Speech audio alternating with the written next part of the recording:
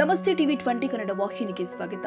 ಮಾನ್ವಿ ತಾಲೂಕಿನ ಹಿರೇಕೊಟ್ಟೇಕಲ್ ಸರ್ಕಾರಿ ಹಿರಿಯ ಪ್ರಾಥಮಿಕ ಶಾಲೆಯಲ್ಲಿ 33 ವರ್ಷ 6 ತಿಂಗಳು 21 ದಿನಗಳ ಕಾಲ ಶಿಕ್ಷಕಿಯಾಗಿ ಸೇವೆ ಸಲ್ಲಿಸಿದ ಎಂ ಸಂಜೀವಮ್ಮ ಅವರು ವಯೋನಿವೃತ್ತಿ ಹೊಂದಿದ ಹಿನ್ನೆಲೆ ಶಾಲಾ ಆವರಣದಲ್ಲಿ ಭಾವಪೂರ್ಣ ಬೀಳ್ಕೊಡುಗೆ ಹಾಗೂ ಸನ್ಮಾನ ಸಮಾರಂಭ ಜರುಗಿದೆ. ಕಾರ್ಯಕ್ರಮದಲ್ಲಿ ಶಾಲೆಯ ಶಿಕ್ಷಕರು, ಸಿಬ್ಬಂದಿ, ಹಳೆಯ ವಿದ್ಯಾರ್ಥಿಗಳು, ಎಸ್ಟಿಎಂಸಿ ಸದಸ್ಯರು, ಗ್ರಾಮಸ್ಥರು ಹಾಗೂ ಸಾರ್ವಜನಿಕರು ಸಂಜೀವಮ್ಮ ಅವರಿಗೆ ಶಾಲು ಹೊದಿಸಿ ಹೂಮಾಲೆ ಹಾಕಿ ಆತ್ಮೀಯವಾಗಿ ಸನ್ಮಾನಿಸಿದರು. ಶಿಕ್ಷಣ ಕ್ಷೇತ್ರಕ್ಕೆ ಅವರು ಸಲ್ಲಿಸಿದ ಅಮೂಲ್ಯ ಸೇವೆಯನ್ನು ಸ್ಮರಿಸಿ ಅಭಿನಂದಿಸಿದರು. ಈ ಸಂದರ್ಭದಲ್ಲಿ ಮಾತನಾಡಿದ ಶಿಕ್ಷಕರು, ಸಂಜೀವಮ್ಮ ಅವರ ಶಿಸ್ತು, ಸಮಯ ಪಾಲನೆ, ಪ್ರಾಮಾಣಿಕತೆ ಹಾಗೂ ವಿದ್ಯಾರ್ಥಿಗಳ ಮೇಲಿನ ಅಪಾರ ಕಾಳಜಿಯನ್ನ ಆದರ್ಶ ಶಿಕ್ಷಕಿಯಾಗಿ ಗುರುತಿಸಿಕೊಂಡಿದ್ರು ಅಂತ ಪ್ರಶಂಸಿಸಿದ್ದಾರೆ. ವಿದ್ಯಾರ್ಥಿಗಳಲ್ಲಿ ಉತ್ತಮ ಸಂಸ್ಕಾರ, ನೈತಿಕ ಮೌಲ್ಯಗಳು ಹಾಗೂ ಜೀವನ ಕೌಶಲ್ಯಗಳನ್ನು ಬೆಳೆಸುವಲ್ಲಿ ಅವರ ಕೊಡುಗೆ ಅಪಾರವಾಗಿದೆ ಎಂದಿದ್ದಾರೆ.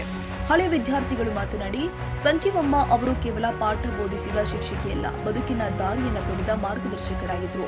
ಅವರ ಪ್ರೀತಿ, ಕಾಳಜಿ ಮತ್ತು ಬೋಧನೆಯಿಂದಾಗಿ ಅನೇಕ ವಿದ್ಯಾರ್ಥಿಗಳು ಇಂದು ಸಮಾಜದಲ್ಲಿ ಉತ್ತಮ ಸ್ಥಾನಗಳನ್ನು ಅಲಂಕರಿಸಿದ್ದಾರೆಂದು ಭಾವುಕರಾಗಿ ಸ್ಮರಿಸಿದರು.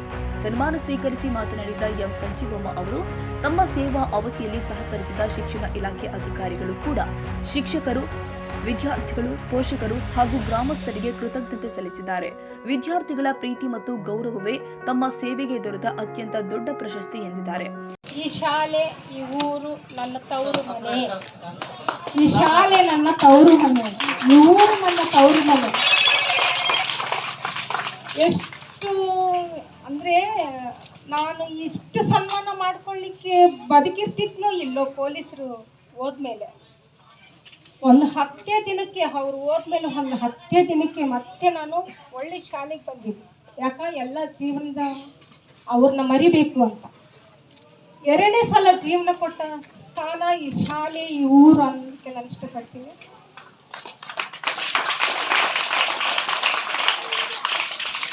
ಇನ್ನೂ ನಾನು ರಿಟೈರ್ಡ್ ಆಗಬೇಕಂತ, ನಾನು ಹೋಗ್ಬೇಕಂತ ನನಗೇನು ಆಸೆ ಇದ್ದಿಲ್ಲ. ಅದ್ರ ಸರ್ವಿಸ್ ಇದರಲ್ಲಿ ಆಯಿತು. ಅದು ಇನ್ನೂ ಒಂದು 5-6 ವರ್ಷ ಈ ಊರಲ್ಲಿ ಮಾಡ್ಬೇಕಂತ ಆಸೆ ಐತೆ ನನಗೆ. ಯಾಕಂದರೆ ಅಷ್ಟು ಹಚ್ಕೊಂಡ್ಬಿಟ್ಟಿನಿ, ಜನರು ಅಷ್ಟು ಹಚ್ಕೊಂಡ್ಬಿಟ್ಟಿದ್ದಾರೆ. ಏನೋ ಒಂದು ವಿನಾಕಾರಣಗಳಿಂದ ಅವಸರವಾಗಿ ಹೋಗ್ಬಿಟ್ಟೆ. ಅಂದ್ಕೊಂಡೆ ನಾನು ಒಂದು ಮಾತು, ಏನು ಯಾರೂ ಗುರುತಿಸ್ಲಿಲ್ಲಲ್ಲ, ಇಷ್ಟು ವರ್ಷ ಆಯಿತು ನಾನು ಇಲ್ಲಿ ಸೇವೆ ಮಾಡ್ತಾ ಇದ್ದೀನಿ, ಒಬ್ಬರು ಗುರುತಿಸ್ಲಿಲ್ಲಲ್ಲ, ನನ್ನ ಒಬ್ಬರು ವಿಶ್ ಮಾಡಲಿಲ್ಲಲ್ಲ ಅಂತ ಭಾಳ ಬೇಜಾರಾಗಿ ಶಾಲೆಯಲ್ಲೇ ಸರ್ ಅವರು ಸನ್ಮಾನ ಮಾಡಿದ್ರು. ಅದನ್ನು ತಗೊಂಡು ಭಾಳ ನೋವಿಂದ ಹೋದೆ. ನನ್ನ ತವ್ರ ಮನೆ ಅಂತಲೇ ಒಳ್ಳೆ ಮತ್ತೆ ನಾನು ಇಲ್ಲಿಗೆ ಬಂದೆ. ನನ್ನ ಗುರುತಿಸಿದ್ರ, ಏನೋ ಮಾಡಿದ್ರು ಬಿಡು, ನನ್ನ ಸೇವೆ ನಾನು ಮಾಡಿದ್ದೀನಿ, ಆ ದೇವರಿಗೆ ನನಗೆ ಗೊತ್ತಿರಬೇಕು. ಇದು ಮಾತ್ರ ಕರೆಕ್ಟ್. ನನ್ನ ಮನಸ್ಸಿಗೆ ಸ್ವಲ್ಪ ನೋವಿನಿಂದಲೇ ಹೋಗಿದ್ದೀನಿ. ಆದರೆ ಇವತ್ತು ಇಷ್ಟು ಖುಷಿಯಾಗಿ ಕಾದು ಕೊಡ್ತೀರಿ ಅಂತ ನಾನು ಅಂದ್ಕೊಂಡಿದ್ದಿಲ್ಲ. ನಾನು ವೇದಿಕೆ ಮೇಲೆ ಮಾತಾಡಬಾರ್ದು ಫಸ್ಟ್. ಇದು ಯಾವತ್ತು ಶಾಲೆ ಮಕ್ಕಳ ಜೊತೆಗೂ ನಾನು ಮಾತಾಡಿಲ್ಲ. ಆದರೂ ನಿಮ್ಮೆಲ್ಲರ ಈ ಪ್ರೀತಿಯಿಂದ ಈ ಸನ್ಮಾನ ಮಾಡಿದ್ರಲ್ಲ, ನನ್ನನ್ನು ಗುರುತಿಸಿದ್ರಲ್ಲ, ನಿಮಗೇನೋ ಒಂದು ಹೇಳಬೇಕು ಅಂತ ಮಾತಾಡ್ತಾ ಇದ್ದೀನಿ. ನನಗೆ ಜೀವನ ಕೊಟ್ಟ 2ನೇ ದೇವರು ಈ ಊರು, ಈ ಶಾಲೆ ನನಗೆ ಜೀವನ ಕೊಟ್ಟಿದೆ ಅಂತ ಹೇಳಲಿಕ್ಕೆ ಇಷ್ಟಪಡ್ತೀನಿ. ಆವಾಗಿನ ಎಜುಕೇಷನ್ ಬಗ್ಗೆ ಹೇಳಬೇಕು ಅಂದರೆ ಇವರೆಲ್ಲ ಭಾಳ ಎಕ್ಸ್ಪರ್ಟ್ ಹುಡುಗರು. ಅವಾಗ ಶಾಲೆ ಬಿಡ್ತಿದ್ದಿಲ್ಲಪ್ಪ ಹುಡುಗರು. 2 ಟೀಚರ್ಸ್ 3 ಟೀಚರ್ಸ್ ಇದ್ರೂ ಶಾಲೆಗೆ ಕಂಟಿನ್ಯೂ ಆಗಿ ಬರಬೇಕು. 1 ಮಗು 2 ಮಗು ಮಾತ್ರ ಶಾಲೆ ಬಿಡೋರು. ಅಂಬೇಡ್ಕರ್ ಭವನದಲ್ಲಿ ಶಾಲೆ ಪ್ರಾರಂಭವಾಗಿತ್ತು 98ರಲ್ಲಿ. 99ಕ್ಕೆ ನಾನು ಬಂದಿದ್ದೀನಿ. 99ರಿಂದನೂ ನಾನು ಇಲ್ಲೇ ಇದ್ದೀನಿ. ಆವಾಗ 1, 2, 3, 4, 5 ಕ್ಲಾಸಿಗೆ 2 ಟೀಚರ್ಸ್. ಅಂದರೆ ಅವಾಗ 8 ಚೆನ್ನಾಗಿ ಬೆಳ್ತಿದ್ವು, ಅವು ಚೆನ್ನಾಗಿ ಕಲಿತಿದ್ವು. ಈಗ ಈ ಹುಡುಗ ಇದ್ದಾನೆಲ್ಲ, ಈಗ ಟೀಚರ್ ಆಗಿ ವೀರೇಶ್, ಅವನು ಫಸ್ಟು ಭಾಳ ಕ್ಲೇವರ್, ಎಲ್ಲದರಲ್ಲೂ ಕ್ಲೇವರ್. ಫಸ್ಟ್ ಪಾಠ ಮಾಡಿದ ತಕ್ಷಣ ಫೇರ್ ಕಾಪಿ ಬರಿಬೇಕು, ಎಲ್ಲರೂ ಕೊಡಬೇಕು, ಬರ್ಕೋರಿ ಅಂತ. ಅವನದಷ್ಟೇ ಕಲೆಕ್ಷನ್ ಮಾಡಿ ಕೊಟ್ಬಿಡ್ತಿದ್ವಿ ಎಲ್ಲರೂ. ಅಂದರೆ ಆ ಸಹಾಯ ಮಾಡಬೇಕು ಅನ್ನುವಂಥ ಮನೋಭಾವನೆ ಅವನಲ್ಲಿ ಸಣ್ಣಗಿಂದನೇ ಬಂದಿದೆ. ಅದಕ್ಕೆ ದೇವರು ಅವನಿಗೆ ಈ ಥರ ಒಂದು ಅರ್ಧ ರೊಟ್ಟಿ ಕೊಟ್ಟು ಎಜುಕೇಷನ್ ಡಿಪಾರ್ಟ್ಮೆಂಟಿಗೆ ಕರ್ಕೊಂಡಿದ್ದಾನೆ ಅಂತ ಅನ್ನಿಸ್ತೈತಿ. ಭಾಳ ಇಂಟೆಲಿಜೆಂಟ್ ಹುಡುಗ. ಹನುಮಂತ ಹೆಂಗೆ ಅಂದರೆ ಒಂದು ಲೆಕ್ಕ ಅದು ಬರತನ ಬಿಡ್ತಿದ್ದಿಲ್ಲ ಅವನು. ತಪ್ಪಾಯಿತು 2-3 ಸಲ ತೋರಿಸೋದು, ಅದನ್ನು ಕಂಪ್ಲೀಟ್ ಕ್ಲಿಯರ್ ಮಾಡತನ ಬಿಡ್ತಿದ್ದಿಲ್ಲ. ಅವ್ನಿಗೆ ಅಷ್ಟು ಛಲ, ಅದನ್ನು ಮಾಡಲೇಬೇಕು, ನಾನು ಹೆಂಗೆ ಬರಲ್ಲ ಅದು ಅಂತ. ಒಂದ್ಸಲ ಒಂದು ತಪ್ಪು, ಎರಡನೇ ಸಲ ಇನ್ನೊಂದು ತಪ್ಪು, ಆದರೂ ಅದನ್ನು ಮಾಡಿ ಪೂರ್ತಿಯಾಗಿ ಎಷ್ಟು ಸಲ ಬೇಸರ ಇಲ್ಲದಂಗೆ ಅವ್ನು ನನಗೆ ತೋರಿಸ್ತಿದ್ದ. ಅದು ಕರೆಕ್ಟ್ ಐತೋ ಇಲ್ಲೋ, ಕರೆಕ್ಟ್ ಆಗೋ ಥರ ಬಿಡ್ತಿದ್ದಲ್ಲ. ಆ ವಿದ್ಯಾಭ್ಯಾಸದ ಆ ಛಲ ಮಕ್ಕಳಲ್ಲಿ ಬರಬೇಕು. ಆವಾಗ ಮಾತ್ರ ಆ ಮಕ್ಕಳು ಮುಂದಕ್ಕೆ ಹೋಗ್ಲಿಕ್ಕೆ ಸಾಧ್ಯ. ನಾನು ಕಲೀಲೇಬೇಕು ಅನ್ನುವಂಥ ಒಂದು ಮನೋಸ್ಥಿತಿ ಮಕ್ಕಳಲ್ಲಿ ಬರಬೇಕಂತ ನಾನು ಅನ್ಕೋತಿದ್ದೀನಿ. ರೆಗ್ಯುಲರಾಗಿ ಶಾಲೆಗೆ ಬರಲಿ ಎಲ್ಲರೂ. ಇನ್ನು ಯಾರು ನನ್ನ ಜಾಬ್ ಆಗಿಲ್ಲ ಅಂತ ತಿಳ್ಕೊತಿದ್ರು, ಮಣಿಕಂಠ ಇವರೆಲ್ಲ ಹೀರೋಗಳು. ನೀವು ನಮ್ಮ ಶಾಲೆಗೆ ಓದ್ರಿ, ಕಷ್ಟಪಡ್ರಿ. ಒಂದು ಸಲ ಎಡವಿದ್ರು ತಪ್ಪಲ್ಲ, ನಮ್ಮ ವಯಸ್ಸಿರೋ ತನಕ ಪ್ರಯತ್ನ ಮಾಡೋಣ. ಎಲ್ಲರೂ ಒಂದು ಗೌರ್ಮೆಂಟ್ ನೌಕರಿ ತಗೊಂಡಿರ ಅಂದ್ರೆ ಅದು ನನಗೆ ಬಹಳ ಖುಷಿ. ನನ್ನ ಮಕ್ಕಳಾದ್ರೂ ಅಷ್ಟು ಸಂತೋಷ ಪಡ್ತೀನೋ ಇಲ್ಲೋ, ನೀವೆಲ್ಲರೂ ಗೌರ್ಮೆಂಟ್ ಜಾಬ್ ತಗೊಂಡು ಎಲ್ಲೇ ಇರಲಿ, ಟೀಚರ್ ನನಗೆ ಜಾಬ್ ಆಗಿದೆ ಅಂತ ಒಂದು ಮಾತು ಹೇಳಿ ನಾನು ಭಾಳ ಖುಷಿ ಪಡ್ತೀನಿ ಅಂತ ಹೇಳಲಿಕ್ಕೆ ಇಷ್ಟಪಡ್ತೀನಪ್ಪ. 21/8/1998ರಲ್ಲಿ ಈ ಶಾಲೆಯನ್ನು ಸರ್ಕಾರಿ ಕಿರಿಯ ಪ್ರಾಥಮಿಕ ಶಾಲೆಯನ್ನಾಗಿ ಪ್ರಾರಂಭ ಮಾಡ್ತಾರೆ. ಇದಕ್ಕೆ ಕಟ್ಟಡ ಇರೋದಿಲ್ಲ. ಅಂಬೇಡ್ಕರ್ ಭವನದಲ್ಲಿ ಈ ಒಂದು ಶಾಲೆ ಪ್ರಾರಂಭವಾಗುತ್ತೆ. ನಂತರ ಸಂಜೀವಮ್ಮ ಮೇಡಮು, ಮಲ್ಲಮ್ಮ ಅವರು, ಶಾರದಾ ಅವರು ಇವರೆಲ್ಲರೂ ಬರ್ತಾರೆ. ಶಿವರಾಜ್ ಕೋರಿ ಅವರು ವರ್ಗಾವಣೆಯಾಗಿ ಹೋಗ್ತಾರೆ.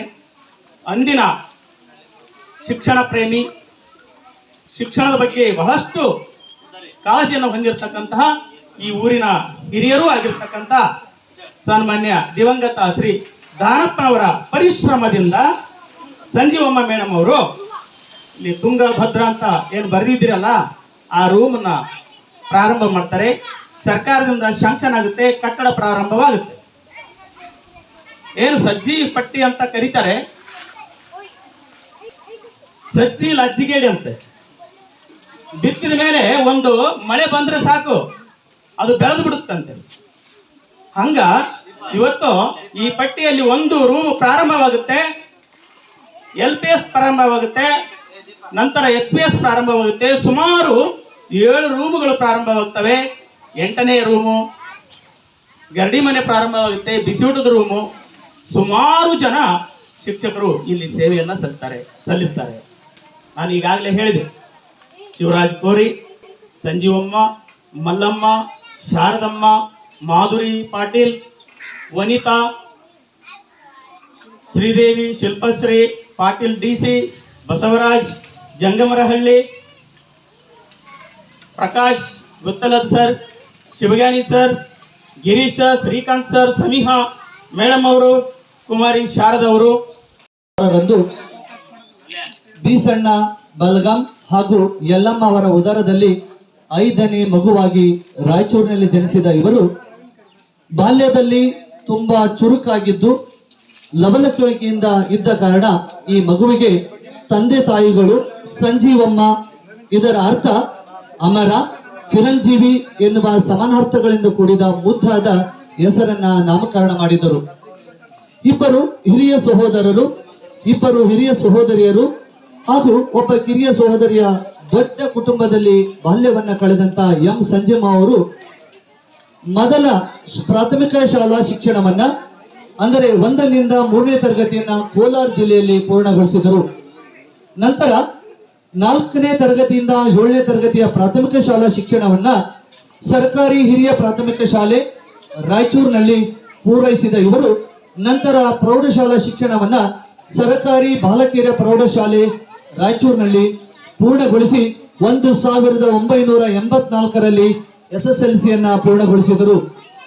ಮುಂದಿನ ಪದವಿ ಪೂರ್ವ ವಿದ್ಯಾಭ್ಯಾಸವನ್ನ ರಾಯಚೂರಿನ ಪ್ರಖ್ಯಾತ ಟಾಗೂರ್ ಸಂಸ್ಥೆಯಲ್ಲಿ 1986ರಲ್ಲಿ ಪದವಿ ಪೂರ್ವವನ್ನ ಪೂರ್ಣಗೊಳಿಸಿದ ಇವರು ನಂತರ ಸರ್ಕಾರಿ ಸಂಸ್ಥೆ ಎರ್ಮರಸ್ನಲ್ಲಿ ಇಂಟರ್ನ್ಶಿಪ್ ಕೋರ್ಸ್ ಅನ್ನ ಪೂರ್ಣಗೊಳಿಸಿ 1987ರಲ್ಲಿ ಶಿಕ್ಷಕ ವೃತ್ತಿಗೆ ಅರ್ಹತೆಯನ್ನು ಪಡೆದುಕೊಂಡರು.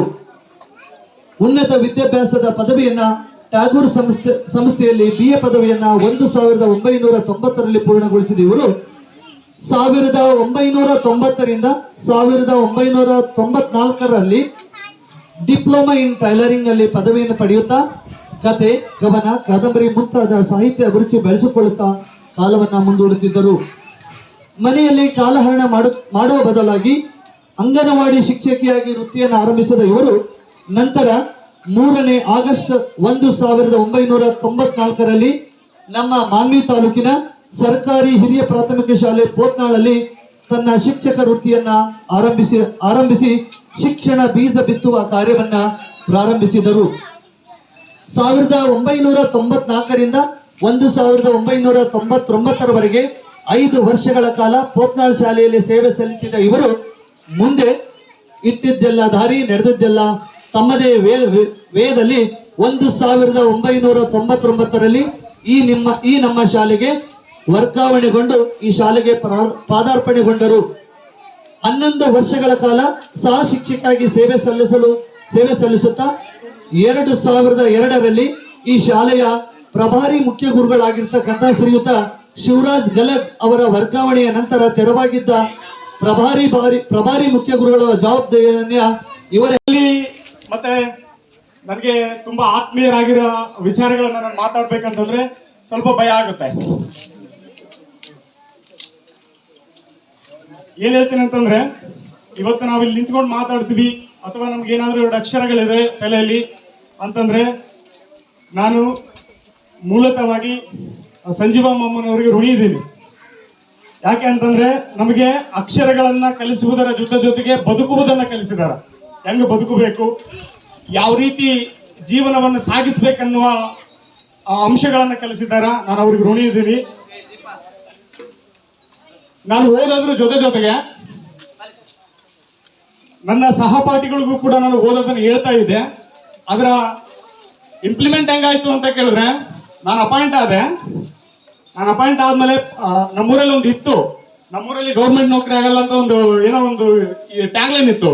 ನಿಮ್ಗೆ ಗೊತ್ತಿರ್ಲಿ, ನಿಮ್ಮ ಊರಲ್ಲಿ ಓದಿ ಗವರ್ನಮೆಂಟ್ ನೌಕರಿಯನ್ನು ತಗೊಂಡಾರ, ಮತ್ತೆ ಗೊತ್ತಿರ್ಲಿ ನಿಮ್ಗೆ ನಿಮ್ಮೂರಲ್ಲಿ ಓದಿದವರಿಂದನೇ ಗವರ್ನಮೆಂಟ್ ನೌಕರಿಗಳನ್ನ ತಗೊಂಡಾರ. ಅಂದ್ರೆ ಇಲ್ಲಿ ಗವರ್ನಮೆಂಟ್ ನೌಕರಿಗಳಿಗೆ ಪಾಠ ಮಾಡತಕ್ಕಂತ ಬೋಧಕರಿದ್ದಾರೆ. ನನಗೆ ತುಂಬಾ ಹೆಮ್ಮೆ ಆಗುತ್ತಾ. ಇದೆಲ್ಲದಕ್ಕೆ ಕಾರಣ ಸಂಜೀವಮ್ಮ ಅವರು. ಅವರ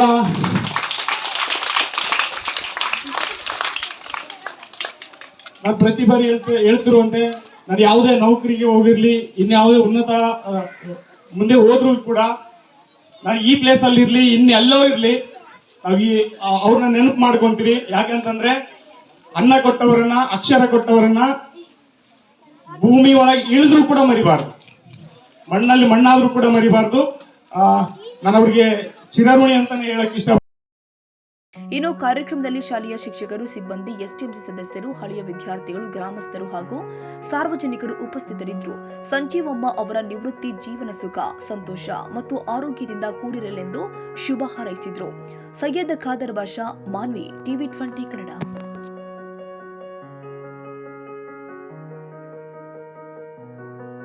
ಕನ್ನಡಿಗರ ಮೆಚ್ಚಿನ ನಿಮ್ಮ ಟಿವಿ 20 ಕನ್ನಡ ವಾಹಿನಿ ಇದೀಗ ಟಿವಿಯಲ್ಲಿ ಲಭ್ಯ.